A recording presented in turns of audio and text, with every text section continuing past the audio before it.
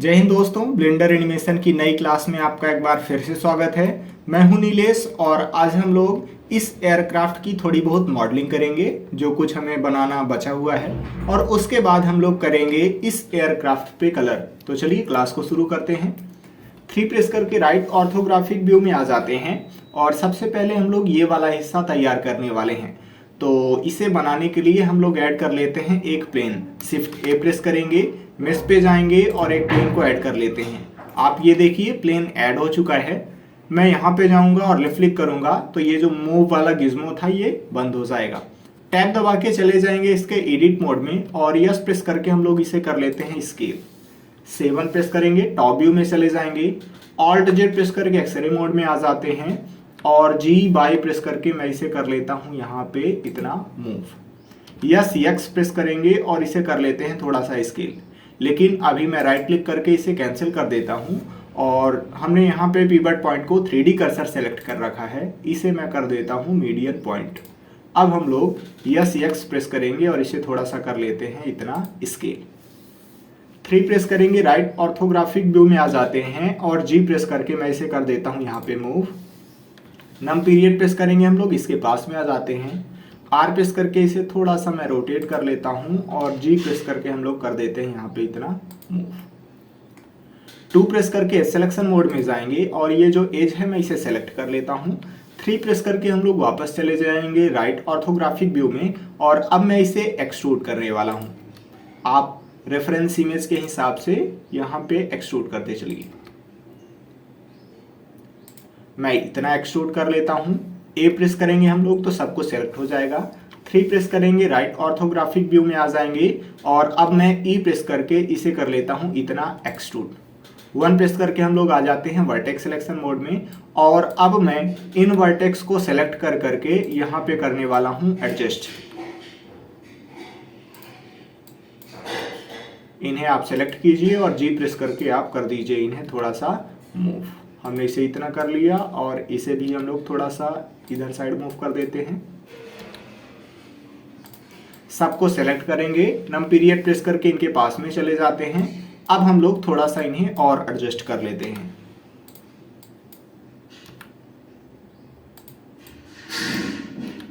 आपको इन्हें सेलेक्ट करना है और फिर मूव करना है, सिंपल ही है, बस कोई ज्यादा कठिन इसमें है नहीं। चलिए हमने कर लिया इसे इतना। 3 प्रेस करेंगे, राइट ऑर्थोग्राफिक व्यू में आ जाते हैं और थोड़ा सा मैं इसे भी सेलेक्ट करके कर देता हूं इधर साइड। अब ये ज़्यादा ठीक है। हमें ये वाली डिज़ाइन बनानी है, उसके लिए हमें लूप कट ऐड करना पड़ेगा। कंट्रोल आर प्रेस करेंगे, एक लूप कट लगा लेते हैं यहाँ पे और कंट्रोल आर प्रेस करके एक लूप कट लगा लेते हैं यहाँ पे। इस वर्टेक्स को सेलेक्ट करके थोड़ा सा हम लोग रेफरेंस इमेज के हिसाब से एडजस्ट कर लेते हैं और इसको भी हम लोग सेलेक्ट करके रेफरेंस इमेज के हिसाब से कर लेते हैं एडजस्ट। नम पीरियड प्रेस करके इसके पास में चले जाते हैं थोड़ा सा और जी प्रेस करके हम लोग इसे कर लेते हैं थोड़ी थोड़ी मूव।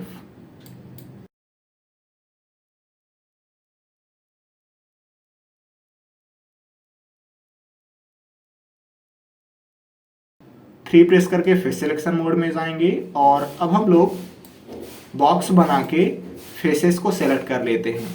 आप देखिए कि इधर साइड का बॉक्स और इधर साइड का बॉक्स सेलेक्ट हो गया है।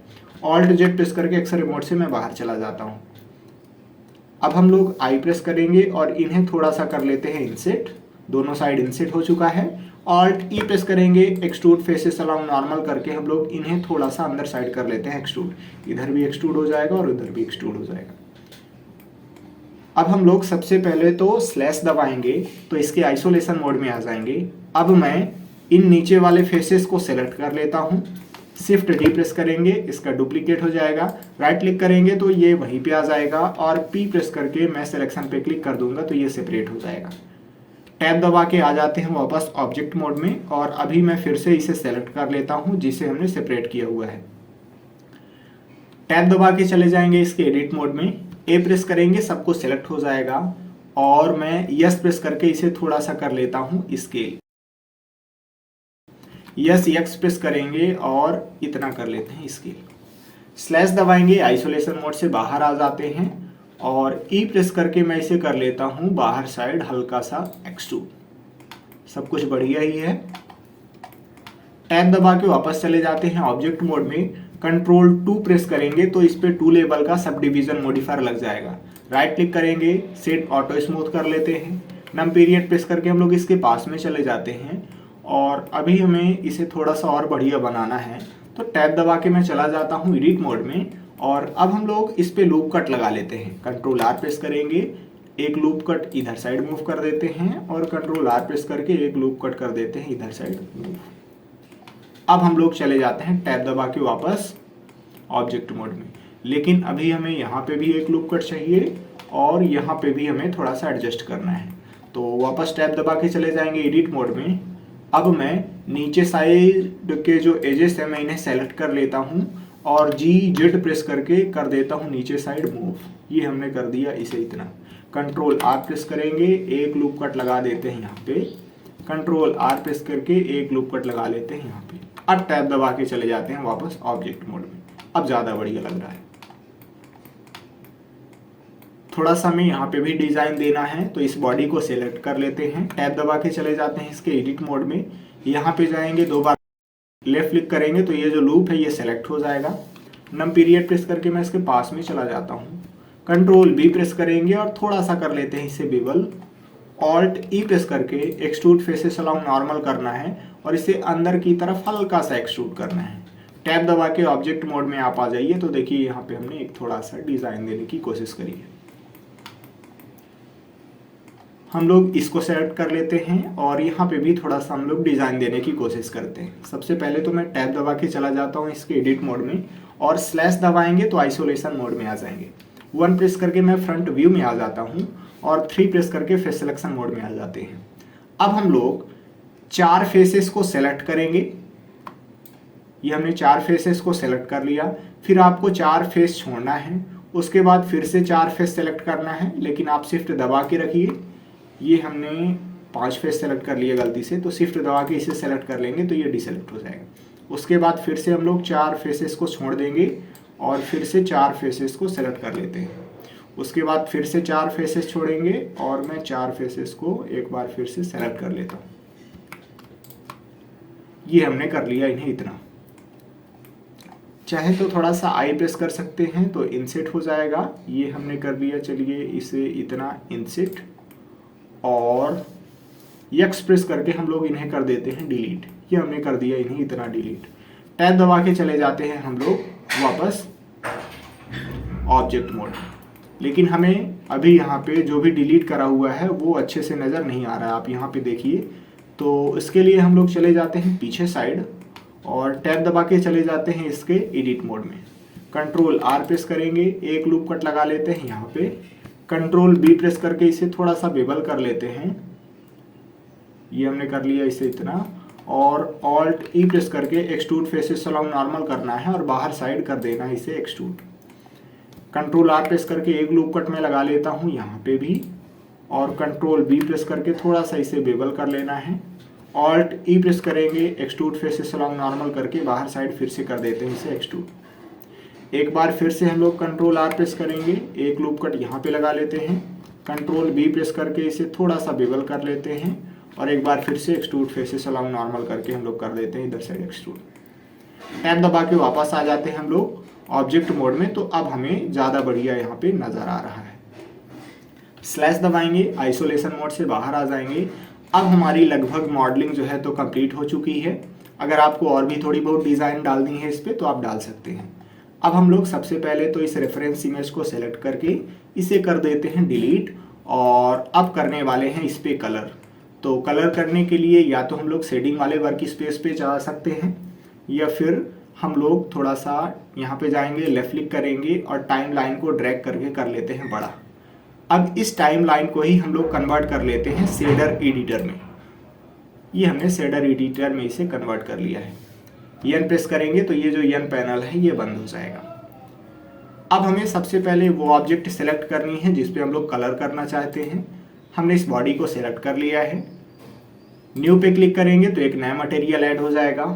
होम बटन प्रेस करना है तो ये स्क्रीन पे फिट हो जाएगा। अब हमें जो भी कलर इसे देना है उसे यहाँ से दे सकते हैं। लेकिन आप यहाँ पे देखिए कि हमने इस पे कलर तो दे दिया है लेकिन कोई भी कलर यहाँ पे देखने को नहीं मिल रहा है। उसका रीज़न ये है कि अभी हम लोग सॉलिड मोड में हैं, हमें चले जाना है मटेरियल वाले मोड में। और अब यहाँ पे देखिए अच्छे से कलर देखने को मिल रहा है। लेकिन जब भी आप लोग कलर को कर रहे हों उससे पहले आप थोड़ी बहुत सेटिंग कर लीजिए, जिसे हम लोग रेंडर करते समय सीखने वाले हैं। तो अभी मैं थोड़ा सा आपको उसके बारे में बता देता हूँ। हमें यहाँ पे जाना है रेंडर वाले ऑप्शन में, और ज़्यादातर हम लोग ईवी इंजन का ही यूज़ करने वाले हैं। तो ज़्यादा बढ़िया रिजल्ट देखने के लिए आपको यहाँ पे थोड़ी बहुत सेटिंग कर लेनी चाहिए। जैसे मैं इस ऑप्शन को ऑन कर देता हूँ, ये जो ब्लूम वाला ऑप्शन है इसे भी हम लोग एक्टिवेट कर देते हैं। स्क्रीन स्पेस रिफ्लेक्शन वाला जो ऑप्शन है इसे भी एक्टिवेट कर देते हैं, और मैं इसे ओपन करके ये रिफ्रैक्शन वाला ऑप्शन भी ओपन कर देता हूँ। अब हमें शैडो वगैरह अगर अच्छे से बढ़िया बेहतर चाहिए तो हम लोग यहाँ से इसे 4K कर देते हैं, और इसे भी हम लोग 4K कर देते हैं, और ये वाला ऑप्शन भी हम लोग चाहें तो एक्टिवेट कर सकते हैं। लास्ट में हमें चले जाना है अब, और यहाँ पे जो ऑप्शन है मैं कर देता हूँ इसे स्टैंडर्ड, और ये जो लुक है इसे हम लोग चाहें तो हाई कॉन्ट्रास्ट कर सकते हैं या फिर मीडियम हाई कॉन्ट्रास्ट कर सकते हैं। मैं अभी मीडियम इसे कर देता हूँ। ये सेटिंग हमें रेंडर करते समय करनी होती है, लेकिन ज़्यादा बेहतर तब होता है जब हम लोग इसे कलर करते समय ही कर दें तो ज़्यादा बढ़िया रहेगा। फिलहाल अब हम लोग यहाँ पे वापस आ जाते हैं और थोड़ा सा इसे और बढ़िया कलर देने की कोशिश करते हैं। मैं इसे फ़िलहाल ये वाला कलर दे देता हूँ। हमें इसे मेटेलिक दिखाना है तो थोड़ा सा हम लोग मेटेलिक की वैल्यू को भी बढ़ा सकते हैं, और रफनेस को अपने हिसाब से एडजस्ट कर सकते हैं। अभी मैं फ़िलहाल इसे इतनी रफनेस दे देता हूँ। इन पंखों को सेलेक्ट कर लेते हैं, टैब दबा के चले जाएंगे इसके एडिट मोड में। अब हमें इन्हें मेटल जैसे दिखाना है तो हम लोग मेटेलिक की वैल्यू को बढ़ा के कर देते हैं इतना, और यहाँ पे मैं थोड़ा सा इसे हल्का डार्क कर देता हूँ, हल्का सा ये। और इस मटेरियल का अगर मैं नाम चाहूँ कि कोई दूसरा नाम रख लूँ तो यहाँ पे हम लोग जाएंगे, लेफ्ट क्लिक करेंगे, और चलिए मैं इसका नाम रख देता हूँ स्टील, जिससे हमें पता रहे कि इस वाले मटेरियल में स्टील जैसा कलर वगैरह लगा हुआ है। अब हमें यही वाला जो कलर है उसे इन पंखों में भी देना है, तो सबसे पहले मैं इन्हें सेलेक्ट कर लूँगा। यहाँ पे जाएंगे हम लोग, और ये जो स्टील वाला मटेरियल है इस पर भी अप्लाई कर देते हैं। ठीक इसी तरीके का मटेरियल हमें चारों पंखों में चाहिए। तो सबसे बढ़िया तरीका मैं आपको बताता हूँ कि सबसे पहले आप इन पंखों को सेलेक्ट कर लीजिए, और शिफ्ट दबा के आपको उस ऑब्जेक्ट को सेलेक्ट करना है लास्ट में जिसका मटेरियल आप कॉपी करना चाह रहे हैं। कंट्रोल L प्रेस कीजिए, और यहाँ पे आप लिंक मटेरियल पे क्लिक कर दीजिए, तो ये जो मटेरियल है ये लिंक हो जाएगा। तो कुछ इस तरीके से हम लोग इन पंखों में कलर कर सकते हैं। अब हम लोग इस पे कलर करने वाले हैं, और इसे हम लोग कांच जैसा दिखाना चाहते हैं। तो चलिए देख लेते हैं कि कैसे हम लोग इसे कांच जैसा दिखा सकते हैं। सबसे पहले तो मैं इसे ड्रैग करके थोड़ा सा बड़ा कर लेता हूँ। न्यू पे क्लिक करेंगे तो नया मटेरियल ऐड हो जाएगा। होम बटन आपको प्रेस करना है तो ये चीज़ें जो है तो सेंटर में आ जाएगी। अभी मैं थोड़ा सा इसे फिर से बड़ा कर लेता हूँ, और यहाँ पे जाएंगे हम लोग, नम पीरियड प्रेस करेंगे और इसके सेंटर में आ जाते हैं। अब सबसे पहले मैं प्रिंसिपल BSDF को सेलेक्ट करके इसे कर देता हूँ डिलीट।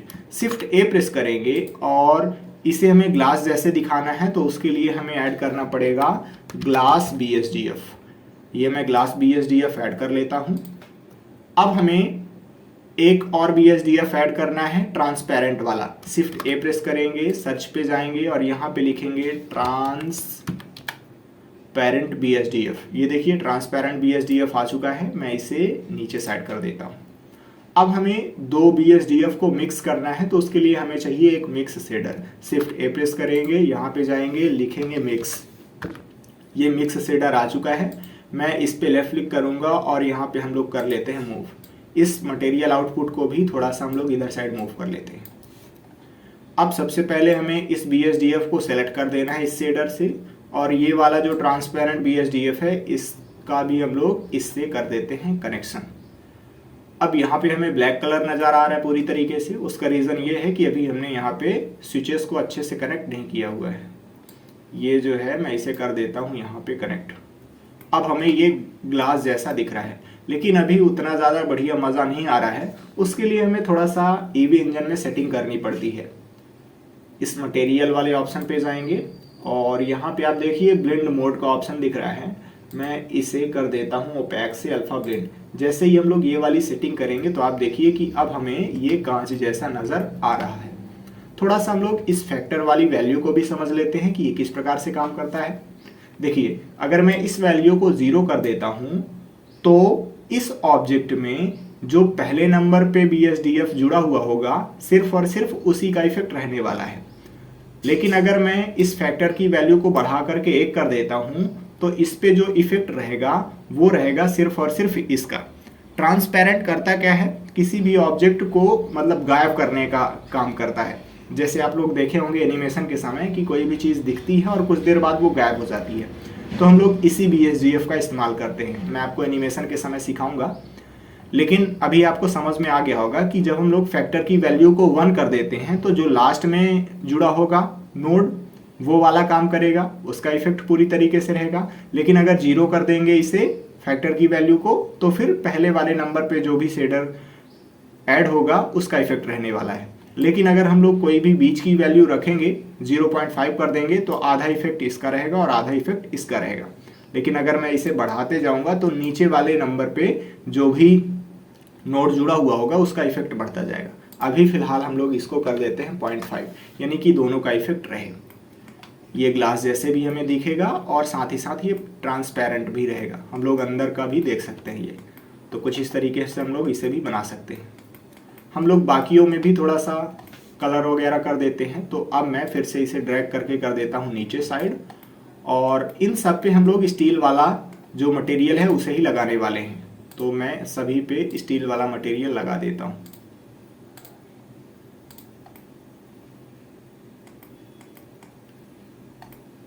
चलिए, ये जो पाइप वगैरह है इनके लिए हम लोग एक नया मटेरियल बना लेते हैं, और थोड़ा सा मैं इसे ड्रैग करके बड़ा कर लेता हूँ। मेटेलिक की वैल्यू को हम लोग बढ़ा देते हैं, नम पीरियड प्रेस करेंगे तो पास में आ जाएंगे और अब हमें ये ज़्यादा बढ़िया नज़र आएगा। हल्का सा हम लोग इन्हें कर लेते हैं डार्क, रफनेस को कर लेते हैं इतना, ये हमने कर लिया इसे इतना। और यही वाला मटेरियल मैं इस पे भी लगा लेता हूँ, ये वाला मटेरियल, सॉरी ये नहीं, ये वाला, इसका नाम क्या है, Material.003। तो इस पे जाएंगे और इस पे भी हमें वही वाला मटेरियल लगाना है, ये वाला Material.003। तो इस पे क्लिक कर देना है आपको, इसको हम लोग सेलेक्ट कर लेते हैं और इस पे भी हम लोग Material.003 वाला जो मटेरियल है उसे लगा देते हैं। ये यहाँ पे जाएंगे, इस पे क्लिक करेंगे और मैं इस पे भी Material.003 वाला लगा देता हूँ।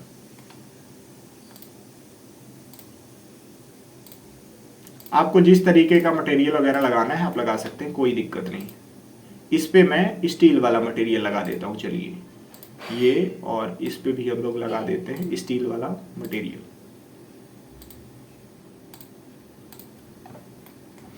हमने आपको टेक्सचरिंग में समझाया हुआ है कि अगर हम लोग यहाँ से इस मटेरियल पे बदलाव करते हैं तो जिस जिस ऑब्जेक्ट पे ये वाला मटेरियल लगा होगा उन सभी पे ये वाला बदलाव देखने को मिलेगा। जैसे अभी मैं आपको कलर चेंज करके दिखाता हूँ, ये हमने इसे कर दिया हरा, तो आप देखिए कि जिस जिस ऑब्जेक्ट पे हमने ये वाला मटेरियल लगाया हुआ है सभी पे इफेक्ट देखने को आपको मिल रहा होगा। अभी फिलहाल मैं Ctrl+Z प्रेस करके कर लेता हूँ इसे अंडू। और अभी कौन सा रह गया, ये फ्रंट साइड है, थोड़ा सा हम लोग इसे भी कर लेते हैं। इस पे भी हम लोग लगा देते हैं Material.003 वाला मटेरियल। इसे सेलेक्ट कर लेते हैं, स्लैश दबाएंगे, इसके आइसोलेशन मोड में आ जाएंगे और मैं फ्रंट साइड अभी तो इस पे लगा देता हूँ ये Material.003 वाला मटेरियल, और पीछे साइड हम लोग थोड़ा सा इस पे बदलाव कर देते हैं। Ctrl+1 प्रेस करेंगे तो बैक साइड चले जाएंगे हम लोग, टैब दबा के चले जाते हैं इसके एडिट मोड में। और अभी मैं सबसे पहले तो यहाँ पे जाऊँगा अरेंज आइकन में, लेफ्ट क्लिक हम लोग करेंगे और एडिट मोड में इस सब डिवीज़न को बंद कर देते हैं। अब हम लोग पीछे साइड एक नया मटेरियल इस पे लगाने वाले हैं। तो सबसे पहले तो मैं इस मटेरियल वाले ऑप्शन पे जाता हूँ और यहाँ पे हम लोग प्लस पे क्लिक करेंगे और नया स्लॉट बना लेते हैं। अब हम लोग इन सभी फेसेस को सेलेक्ट कर लेते हैं जिस पे हमें ये नया वाला मटेरियल लगाना है।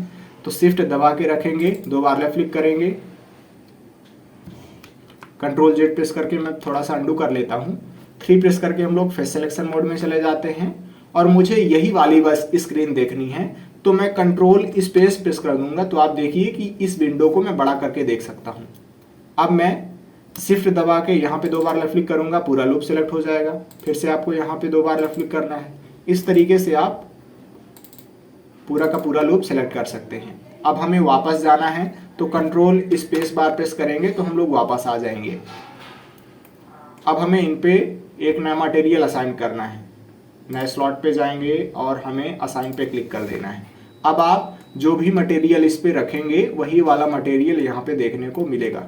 तो मैं यहाँ पे जाता हूँ और इस पे हम लोग यही लाल वाला जो मटेरियल बनाया हुआ है इसे ही लगा देते हैं। टैब दबा के वापस आ जाते हैं हम लोग ऑब्जेक्ट मोड में और स्लैश दबाएंगे तो आइसोलेशन मोड से बाहर आ जाते हैं। थोड़ा सा मैं इसे ड्रैग करके कर देता हूँ इतना। तो कुछ इस तरीके से हम लोग इसे फाइनल बना सकते हैं। मुझे इसे सेव करना है तो कंट्रोल एस प्रेस करूंगा मैं और ये मेरा जो प्रोजेक्ट है वो सेव हो जाएगा, क्योंकि ऑलरेडी हमने इसे एयरक्राफ्ट ट्यूटोरियल के नाम से सेव कर रखा था। अगर आपने पहले इसे सेव नहीं करा है तो आपके पास नाम वगैरह लिखने के लिए ऑप्शन आएगा कि आप कहाँ सेव करना चाहते हैं इस फाइल को। तो कुछ इस तरीके से हम लोग इसे बना सकते हैं। चलिए अब हम लोग नेक्स्ट क्लास में मिलेंगे।